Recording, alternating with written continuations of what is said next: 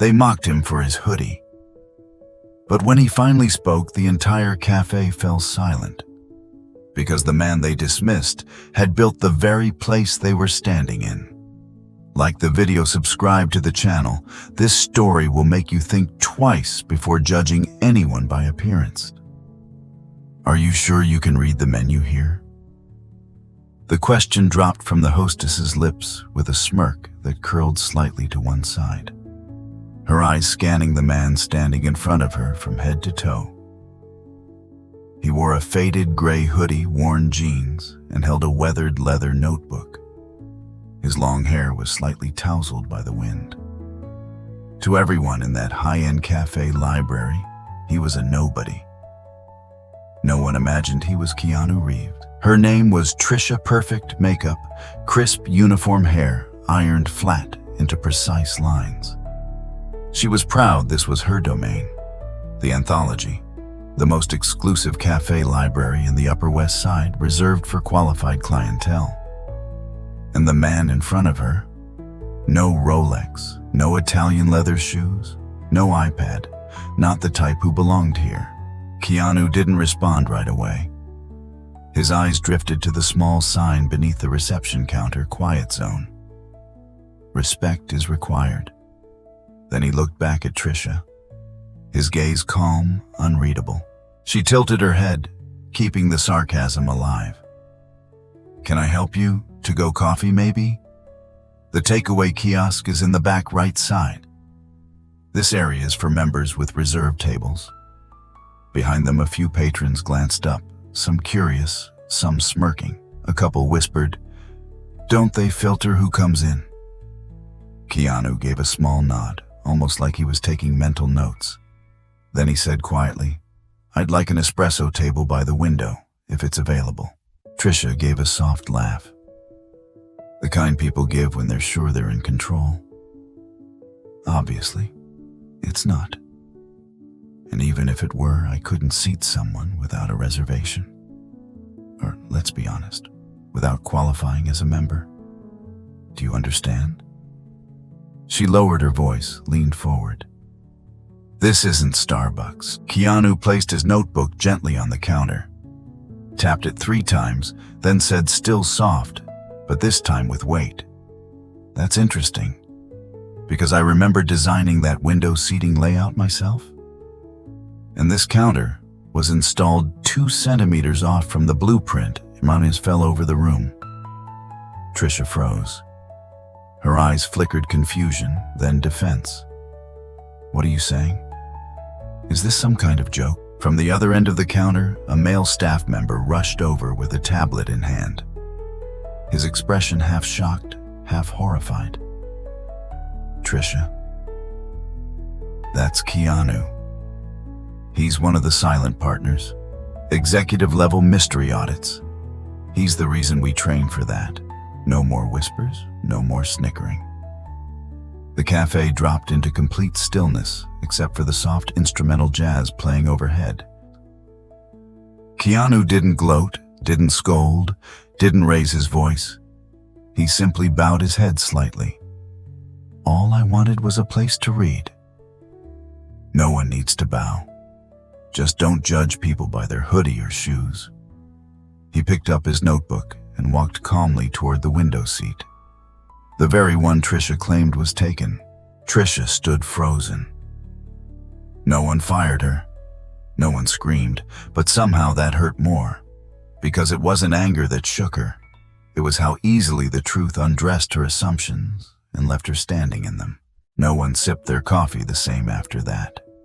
Keanu Reeves, yes, that Keanu Reeves had walked over to the window table, placed a worn leather notebook on the walnut surface, and sat down like any other guest. No cameras, no bodyguards, no spotlight. Behind the counter, Trisha stood frozen. Her lips pressed tight, hands clasped in front of her like she was holding together a sinking ship. No one scolded her. No one comforted her. She stood alone, boxed in by the stares of customers, co-workers, and the truth she never expected to get handed back so plainly. At the espresso bar, a young barista named Leo whispered to the colleague beside him, He was here last month. Dressed the same. No one recognized him. He just ordered black tea, sat for 3 hours reading, and left without a word. The colleague blinked, and we just let him sit by the back wall. Didn't even greet him properly. Leo nodded sheepish. He asked me once, "Do you treat someone without designer clothes the same as someone in a suit?" I couldn't answer. At a table near the entrance, an elderly woman leaned toward her husband. "I saw him on a talk show once," he said. "Kindness isn't conditional. It's reflex, not strategy." Her husband just nodded. He glanced over at Trisha, not angry, but like someone wondering, would I have done it differently? Meanwhile, Keanu sat motionless in his seat. He didn't call for anyone, didn't request a menu adjustment, didn't check his phone. He simply opened his notebook, took out a fountain pen, and began to write slow, measured strokes across the page. No one knew what he was writing. But something in the cafe paused. The man typing furiously at his laptop slowed. The woman scrolling on her phone lowered it. A guest who had been about to leave turned back to take another look. Because it's not every day you see someone humiliated. Then choose calm over vengeance and leave a silence heavy enough to echo. Eventually, Trisha stepped away from the counter, not to apologize, just to disappear into the back room. But before she did, she looked over her shoulder at Keanu. He didn't look back. He didn't need to, because there are some stares that don't need to be returned with a glare, but with a gesture that quietly hands people their own reflection. "You still carry that notebook?" The voice came soft like a sigh in surprise. Keanu looked up. A young man, early 20s, in an old cafe uniform, stood a few steps from his table.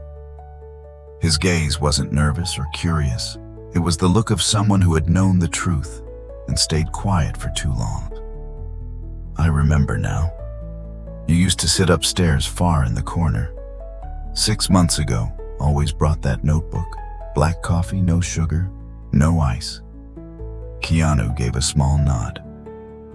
"You are Ben. Used to work the evening shift here. I left about 4 months ago." Keanu raised an eyebrow, not asking, but Ben understood the look. "They let me go after I stepped in during an incident. A co-worker insulted a homeless guest. I tried to intervene. They said I made the cafe look bad."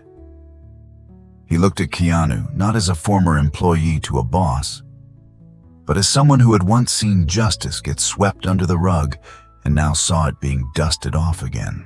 Keanu stayed silent for a moment, then opened his notebook, flipping to a page worn with age. He placed it gently on the table facing Ben. Café Anthology. October customers judged by shoes, not by eyes. Below that, evening staff polite. No one intervened during bias, except one Ben. Ben read quietly, "You wrote about me. I write about anyone, I just need to know. There's still someone here who sees people with heart, not with price tag." Ben gave a short laugh. "You came back to check, didn't you? To see if it's still worth keeping this place alive?" Keanu answered softly. "No, I came back because once I saw a young man step out from behind the counter and ask, 'Are we serving people or serving wallets?'" Ben froze. No words came. Not from discomfort, but because being seen, really seen without applause, just presence, meant everything.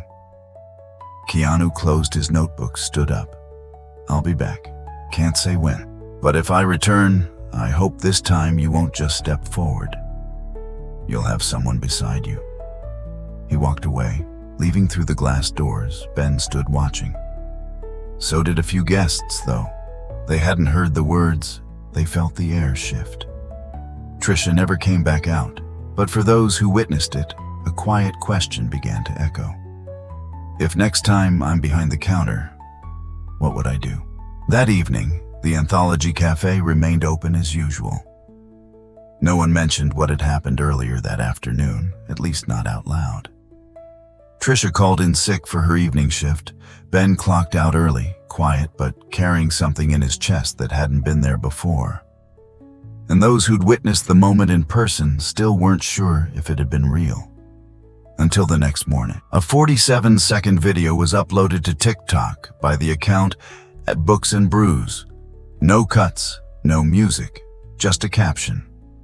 This happened at my regular cafe. No one recognized him until it was too late. The video opened with a side angle of Keanu standing at the counter, notebook in hand. Voice low but steady. I remember designing the window, seating myself. It wasn't a clear close-up, but the stance, the tone, the presence, people knew who he was. No zoom-ins, no shaky reactions. Just a simple clip of him walking calmly to the table, sitting down, opening the notebook and writing.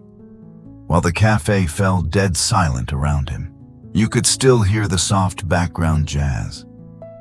But even the music seemed unsure if it had permission to exist. Comments began appearing within the first 15 minutes. That's Keanu. No way. This is the quietest takedown I've ever seen. He didn't raise his voice, and yet the whole place stopped breathing. This is what dignity under pressure looks like. 1 hour and 12,000 plus views. By noon, the clip had spread to YouTube X, formerly Twitter, and Instagram Reels. But here's the thing. No one sensationalized it. There were no shocking headlines, no titles like Keanu destroys waitress.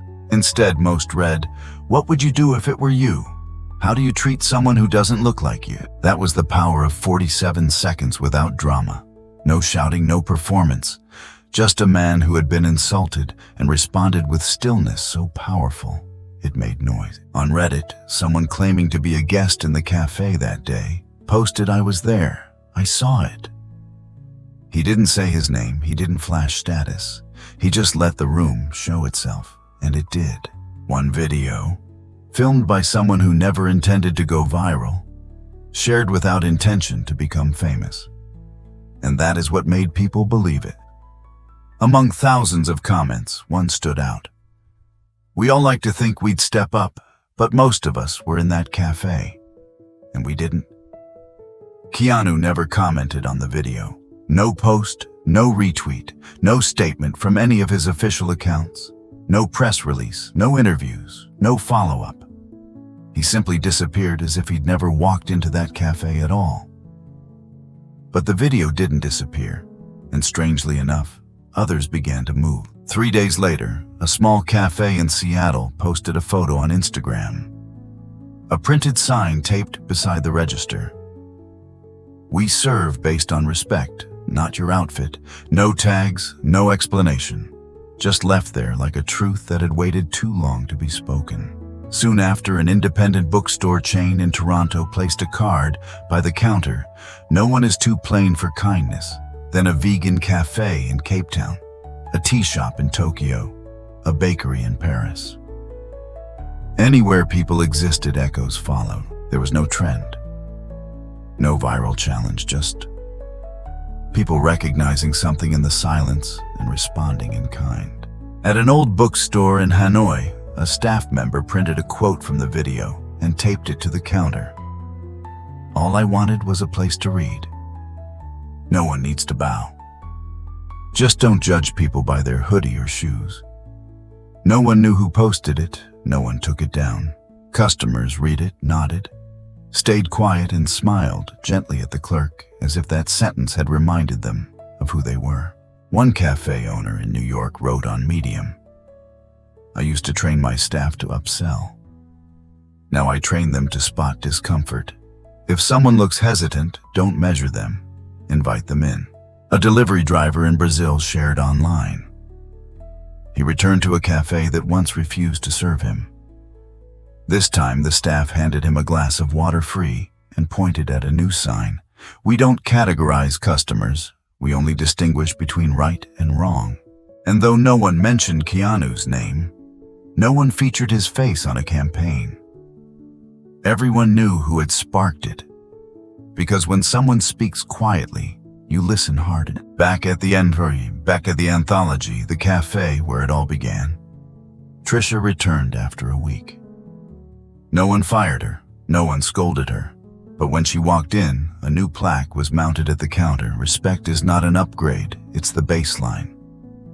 No name attached, no branding. No one forced her to read it, but she did. For a long time, she never apologized to Keanu. She didn't need to. Because the deepest apology isn't in what you say to someone. It's in how you treat the next person who walks in the auditorium for the service culture in the Digital Age seminar in Berlin. Wasn't the kind of place where celebrity stories got shared. There people discussed customer behavior, psychology data, UX, UI, AI trends, and market response curves. And yet, the story came up not on a presentation slide, not via a dramatic video, but through a question quietly asked during the final Q&A session. What does kindness in service mean when there are no cameras? The keynote speaker, a Swiss professor in behavioral economics, paused. Then he shared a moment, a 47-second clip. A man who didn't lash out, a room that went quiet not because of fame, but because of the stillness of someone who had just been disrespected. He never said Keanu's name, he only said, "Some people make us listen, not because they raise their voice, but because they choose not to retaliate and still stand tall." After the session, people looked up the clip again. Many had never seen it, but they didn't watch it for entertainment. They watched it as a lesson on how to respond when dignity is the only thing you have left. One university student shared, "I used to think you had to be louder than others to be heard. But now I see, sometimes standing still, listening, and meeting a stare is the strongest thing you can do." A luxury hotel group CEO in Singapore sent a memo to all staff. "One day someone will walk through our doors, no designer logos, no reservation. And if you choose to serve them coldly, you've lost the most valuable guest, the one who speaks softly but can make the whole world hear." In a social psychology class in Australia, the professor gave this assignment. Write a scene where you witness a small injustice and can no longer stay silent. 42 students, no dramatics, no performative heroism, just quiet scripts about silences they didn't want to repeat. The video and the story was no longer trending. It had become reference. A kind of case study with no headline, but one everyone had lived a version of. That story had long stopped being Keanu's. It became the story of the next person behind a cafe counter. The customer who hesitates to walk in. The new employee judged by an accent. The elderly man in simple clothes. The single mom browsing books with her child. And of you if one day you stand behind the counter and someone who doesn't fit walks in. What will you say? Or will you let them wonder? Is there anyone here who serves with respect? Rain tapped gently on the old cafe window in a small Portuguese town. Keanu sat in a familiar corner near an unused guitar and a wall of second-hand books. He was alone. No phone on the table, just a fresh notebook and a cup of black coffee. No sugar. A young barista walked over and quietly placed an envelope on the table.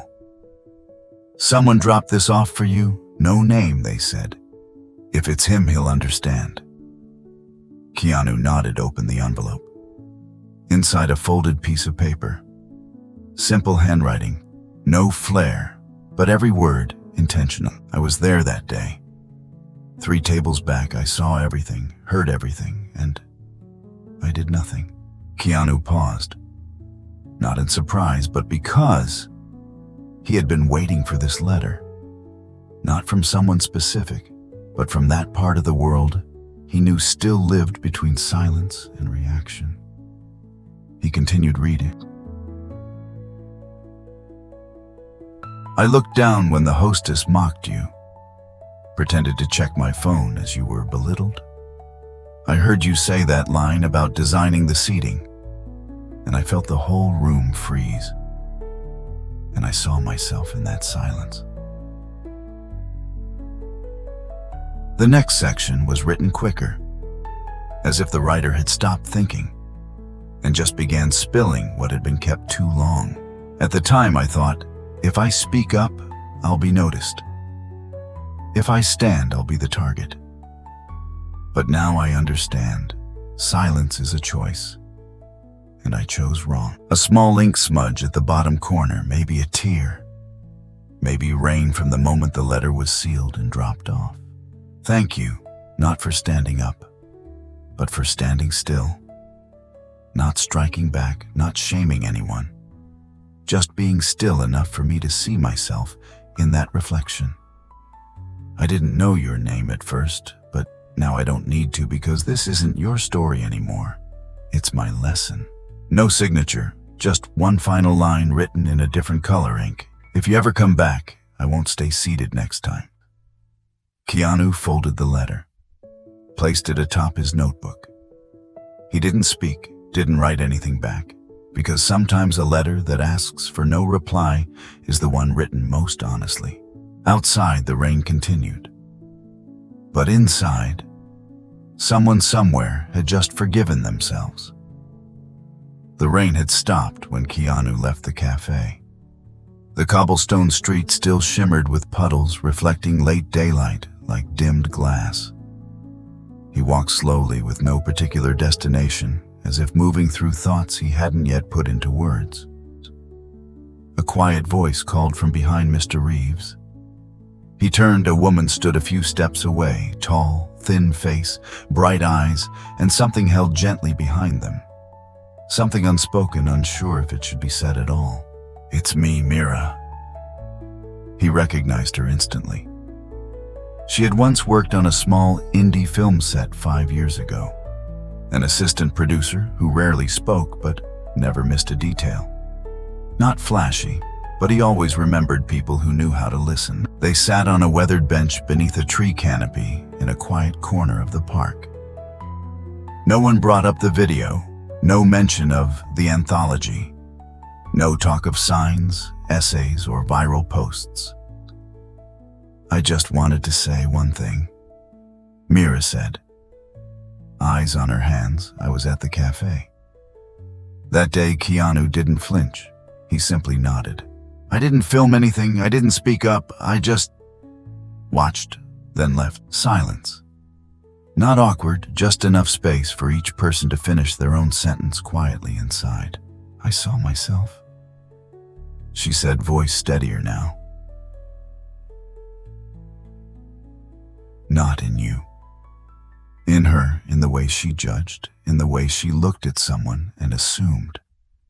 She trembled, not from fear, but from the kind of shame that comes with truth. And I hated it. Because I've been her before. Keanu didn't interrupt, didn't rescue her with platitudes, didn't soften the sting. He simply sat still, giving Mira enough room to be honest without being judged. "I didn't come to ask for your forgiveness," she said, finally meeting his eyes. "I just needed someone to witness that I'm trying to be different." He looked at her, not with pity, not with pride, just calm like a lantern that doesn't need to glow brightly, but still warms whoever sits beside it. "I didn't go to the cafe that day to teach anyone a lesson," he said. "I just wanted to know if that place still had room for kindness with no conditions." Mira nodded. A raindrop from the canopy landed softly on her wrist, cold but strangely welcome. "Next time someone walks in the way you did," she said, "I won't look away." That's enough. The invitation was passed through someone familiar. No formal envelope, no seals. Just a folded piece of paper with clean handwriting. "We, those who once worked at the anthology, would like to invite you to dinner. No media, no cameras, no required apologies, just a meal to say." This time we are not staying silent. At the bottom, a riverside restaurant address signed. Then Keanu folded the paper, slipped it into his pocket. He didn't reply immediately. He just looked out the window, where the sunset dipped gently into the river, oft but re. That night he went. No announcement, no entourage, no one filming. The restaurant was warm. Not fancy, but intentional. A long wooden table, enough chairs for 10. Around it sat faces, some he remembered, some he didn't. Trisha was there. No uniform, her hair left natural. Ben at the head of the table looked nervous but grounded.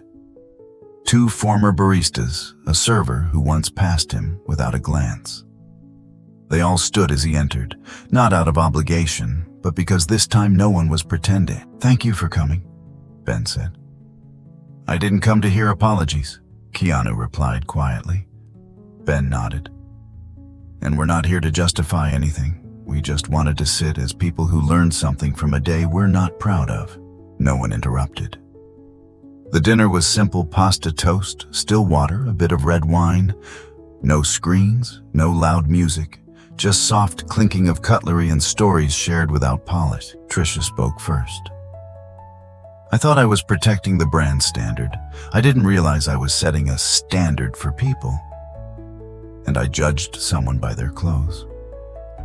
She didn't cry, didn't bow. She spoke as if she were unlocking something inside herself just by naming it out loud. Another staff member said,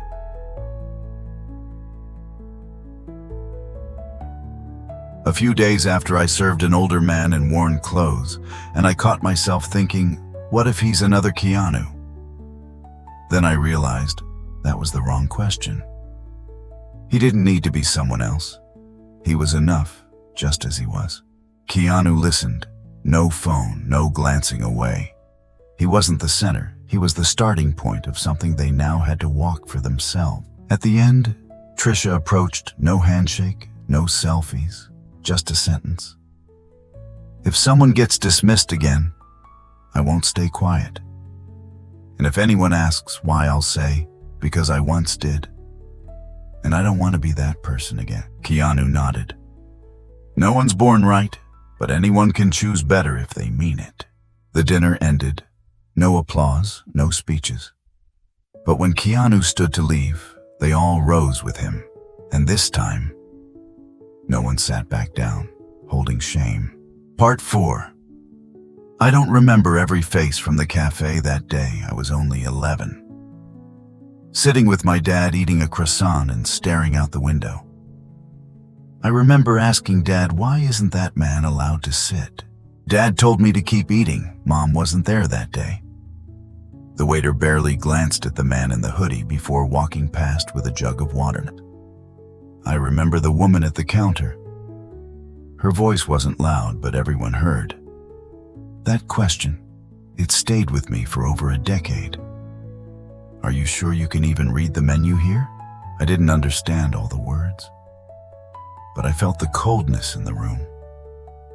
Like the silence wasn't from politeness, but from people not knowing who should break it first. And then that man I now know was Keanu Reeves. Spoke softly. I remember designing that window seat myself. No one clapped, no one spoke, but I remember. My dad exhaled quietly, and he said something I didn't get until years later. That's how you teach a whole room without giving a lecture. I carried that image with me as I grew up. Not because Keanu was famous. I hadn't even seen John Wick back then. I just remembered a man who was looked down on and didn't need to fight back to be seen. At 18, I chose to study media not to make it, but to understand why the quietest acts of dignity are the ones we so often forget to tell. At 21, I started a blog. It didn't go viral. No ads, about 300 readers, most of whom asked, "Why do you keep writing about things no one notices?" And I'd answer, "Because those are the things that taught me how to grow up." Today I'm 24. I'm writing this not to honor Keanu. He doesn't need it, but to give back to everyone who sat in that cafe and still has time to make different choices next time. My dad passed away 2 years ago. I found the bag he used to carry every morning, and inside a small notebook or his page, his handwriting. Kindness isn't a condition for entering life. It's what keeps you from walking away ashamed. I don't know if my dad ever saw Keanu again, or if he ever apologized. But I know this, he lived better after that day, and he taught me not with lectures, but with how he changed. And if you're still reading this, maybe there's a day in your life you stayed silent too. I don't blame you. I just want to say, next time you don't need to shout, just don't look away. Trisha sat alone in a quiet book cafe on the outskirts of Boston. She was finishing an old paperback, one she'd carried with her since she left the anthology. No one recognized her anymore. No one connected her name to that story. And maybe that was how she preferred it. Until the young man walked in, backpack on one shoulder, confident steps without urgency. He ordered a mint tea, glanced around, then stopped. His eyes resting on her, she looked up, met his gaze just for a moment, then he walked over and nodded politely. "Excuse me, are you Trish?" She sat upright. A pause, then nodded. No defensiveness, no denial. "Yes, and you are." "You wouldn't remember I was a kid." 3 tables back on the day the whole room went quiet. She tightened her grip around the coffee cup. Her throat moved, but he wasn't angry. He didn't accuse. He just sat down and smiled. "I didn't come to ask why you did what you did, or to demand an apology. I just wanted to tell you, you were the first person who showed me that silence can echo." Trisha didn't respond. Her face didn't recoil. It softened, like someone finally hearing something they didn't know they needed. He continued. "That day I didn't understand what was happening. I just saw a man being judged and no one stepped in. But as I grew up, I started thinking, if I once saw a mistake, I can choose to live in a way that doesn't repeat it." Trisha bowed her head, then quietly said, "I thought I made one bad decision. But in truth, I'd carried that same mistake into my eyes, my tone, my everyday longer than I realized." The young man shook his head gently. "And yet because of it, you created a ripple that made people like me start asking different questions." He reached into his backpack, pulled out a small notebook, the kind his father used to carry. He opened it and placed it in front of her. First page, handwritten. "I don't write to retell someone's mistake. I write to remember that some people never meant to teach and still left me with the deepest lessons." Trisha rested her hand on the page. She didn't cry. She just closed her eyes for a moment, as if finally laying down a weight she hadn't realized she'd been carrying for years. "Thank you," she said. "Not for forgiveness, but for coming back." He stood, nodded, no longer the quiet boy from long ago. But someone who had learned kindness doesn't begin when we're right. It begins where we admit we were wrong and keep walking anyway. Some meetings aren't for closure.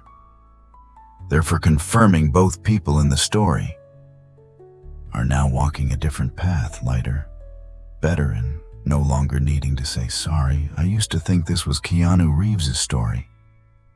I used to think if anyone were to retell it, they'd have to be the hero, the one who did the right thing, the one who stood up.